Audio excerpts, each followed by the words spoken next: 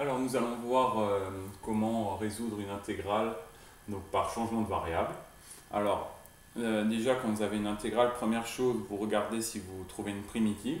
D'accord? Donc là on voit déjà que cette fonction on ne peut pas trouver de primitive. Voilà, c'est impossible. Et ensuite on essaye par intégration par partie.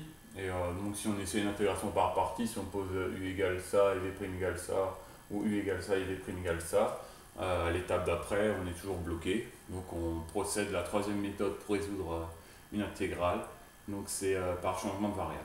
Alors, ce qui est difficile, c'est trouver le changement de variable. D'accord? Et quand il y a des racines, souvent les racines, on n'aime pas trop dans les intégrales. Donc le changement de variable qu'on va prendre u égale racine de x plus 4. Voilà. Ça, c'est la méthode. Et ensuite, je vais déjà exprimer x en fonction de u. Donc déjà, pour éliminer la racine, j'élève au carré. Donc u au carré égale x plus 4. Et donc x égale u au carré moins 4. Voilà. Donc après, le but de l'intégrale, c'est d'exprimer tout en fonction de u. Alors, si donc j'ai déjà ça sera forcément u. Racine de x plus 4, c'est u. X, je pourrais le remplacer par u au carré moins 4, mais je suis embêté pour le dx. Alors, dx, qu'est-ce qu'on va faire? On va dériver. Donc, on dérive ça. Donc, si par exemple on dérive x, ben, ça fait 1. Donc, je n'ai pas besoin de le noter, c'est comme si 1 dx égale. Donc, la dérivée de u carré, donc c'est par rapport à u. Donc, c'est comme x au carré. La dérivée de x au carré, c'est 2x. Donc, la dérivée de u au carré, ça fait 2u du. Et moins 4, la dérivée de moins 4, ça fait 0. Donc, ça fait 2u du. Voilà. Alors, ce qui est important quand on fait une intégration par changement de variable, c'est que les bornes de l'intégrale vont être modifiées. Donc, bornes de l'intégrale.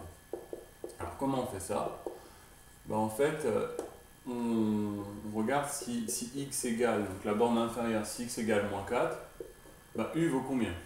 U vaut racine de moins 4 plus 4, donc ça fait racine de 0, et donc 0. Et si x égale 0, ben u égale racine de 0 plus 4, donc ça fait racine de 4, et donc ça fait 2.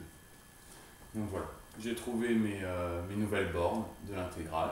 Je peux donc appliquer ma formule d'intégration par changement de variable. J'obtiens donc en moins 4, donc je remplace par 0. La borne en 0, je remplace par 2. D'accord? X, je remplace en fonction de u, donc u carré moins 4. Voilà. Ensuite, racine de x plus 4, ben, c'est u ici. Et mon dx, je le remplace par 2u du. Voilà. Alors, ici, ce que je peux déjà faire, c'est développer. D'accord? Je développe. Donc si je développe, ça fait 2u au carré fois u carré, donc ça fait 2u puissance 4. Moins 4u fois 2u, moins 8u au carré. Ok? Et là, en fait, j'arrive à trouver une primitive de la fonction que j'ai ici. C'est des polynômes. Donc, c'est comme s'il y avait des x. Il ne faut pas que le u vous perturbe. Donc, je vais déterminer la primitive de cette fonction. Donc, la primitive de 2u puissance 4, c'est évidemment 2u puissance 5 divisé par 5, moins la primitive de 8u au carré, qui est donc 8u puissance 3 sur 3, entre 2 et 0. Ce qui nous donne, en remplaçant par 2, donc ça fait 2 fois 2 puissance 5 sur 5, moins 8 fois 2 puissance 3 sur 3, moins, donc après, on voit tout de suite qu'en remplaçant par 0, on va obtenir 0. Donc 2 fois 0 à la puissance 5 sur 5, moins 8 fois 0 puissance 3 sur 3.